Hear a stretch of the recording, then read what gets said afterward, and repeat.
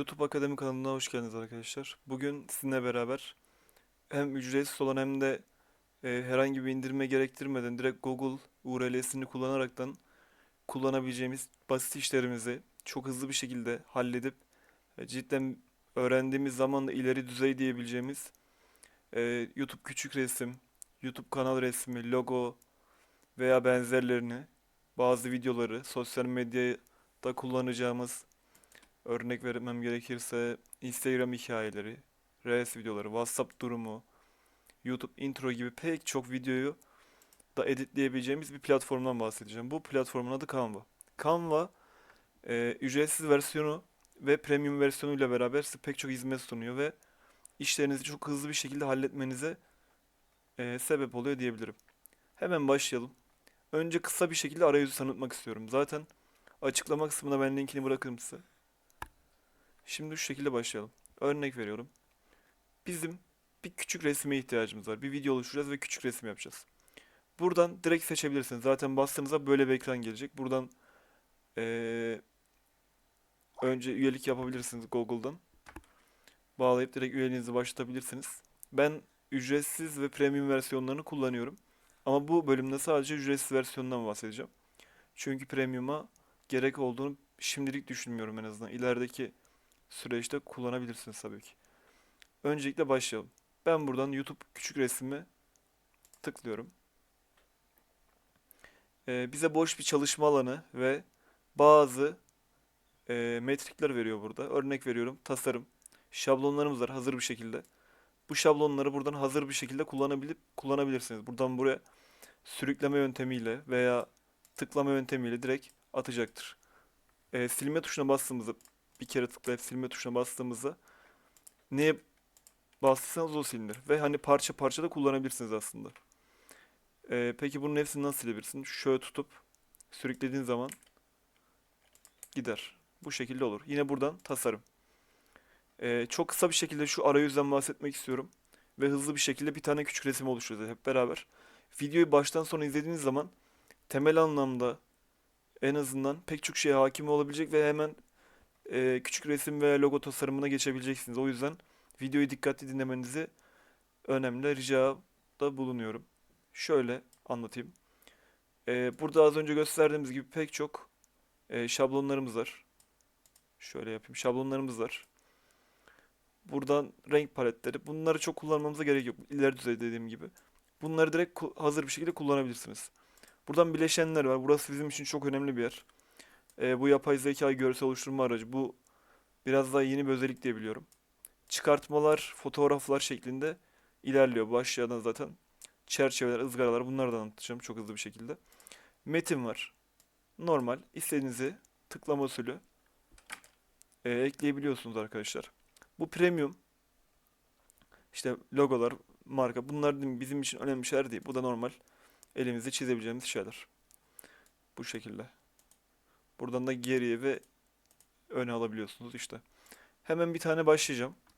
Mesela şu şekilde önce küçük triklerden bahsedeyim ve hemen oluşturmaya başlayalım. Örnek veriyorum. Bunun yazılarını beğendim. Bunun da arka planını beğendim. Ne yapacağım? Bastım.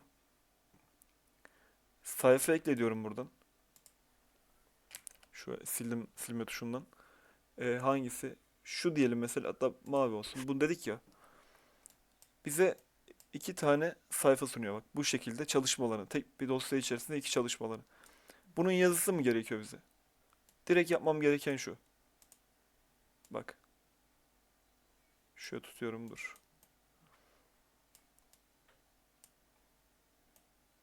Bak sürükledim. Bak direkt buraya geldi, anladın mı? Hatta bunu da şöyle. Bak yazılarını siliyorum. Buradan da istediğim şeyi silebilirim. Bunları da silerim. Bak buraya geldi. Hatta şu iki yazı türünde, pardon, şöyle dursun. Şu iki yazı türünde şu şekilde taşıyabiliyoruz bak. Bazen bu şekilde de olabilir. Aşağı gitti mesela burada. Bunu da anlatmam gerekiyor çok hızlı bir şekilde. Burada da düzenle konumlandır diyor. Konumlandır bizim için çok önemli.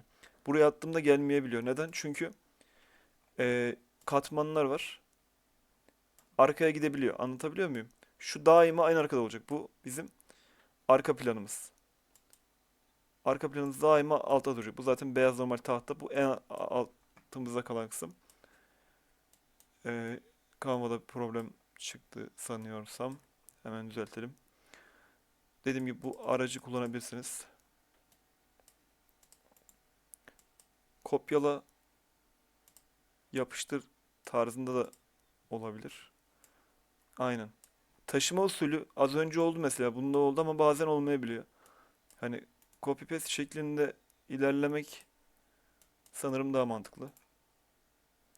Yapıştır. Bak bu şekilde oldu.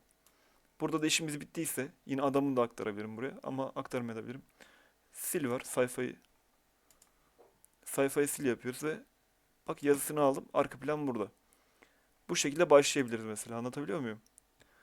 Ee, Hemen bir tane başlayalım. Tamam. Bu şekilde ayarlayabiliyoruz yani. Birleştirmeyi öğrendik. Bu bizim için çok önemli bir şey. Sonrası işimiz bileşenlerde. Mesela burada şöyle durduğunu düşünelim. Tamam mı? Şöyle yaptık. Mesela şöyle dedik. YouTube. Şöyle birazcık küçültelim.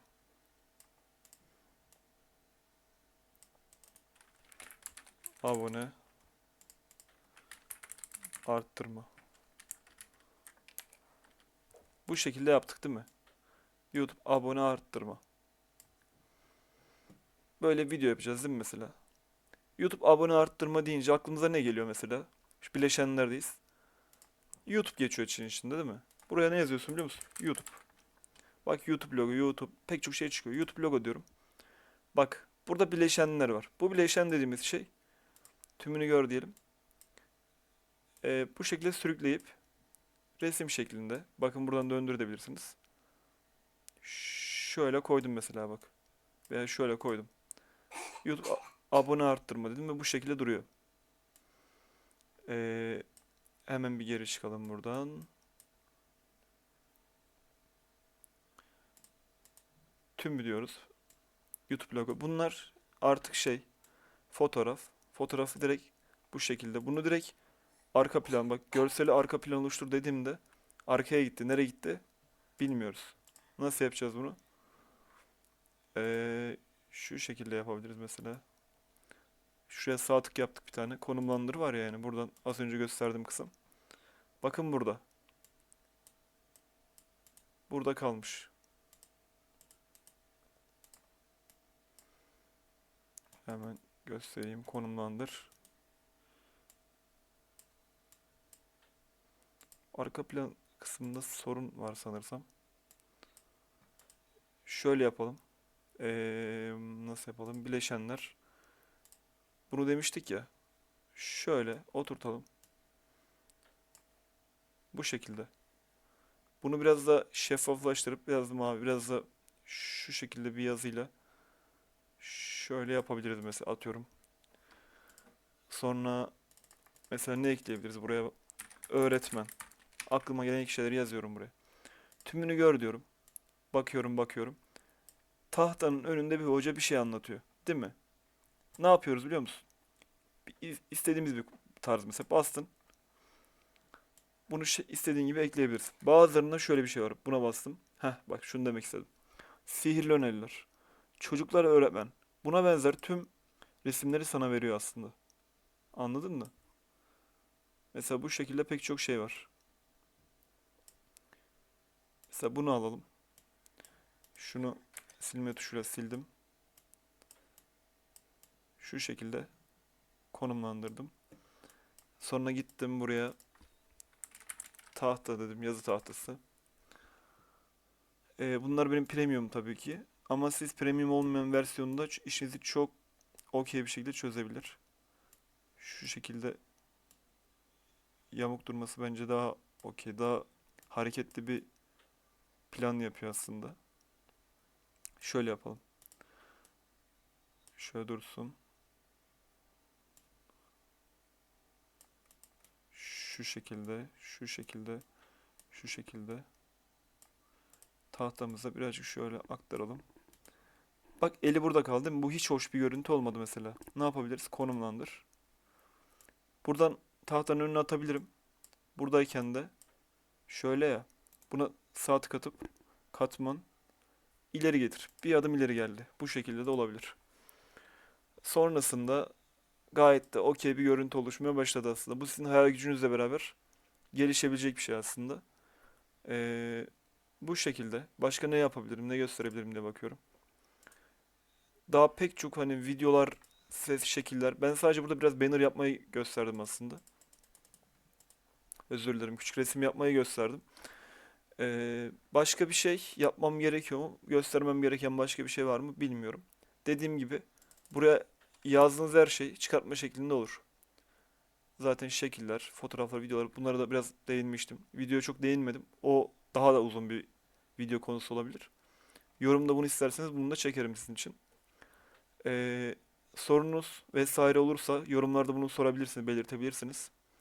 Beni izlediğiniz için teşekkür ederim. Kanala abone olmayı, like atmayı unutmayalım.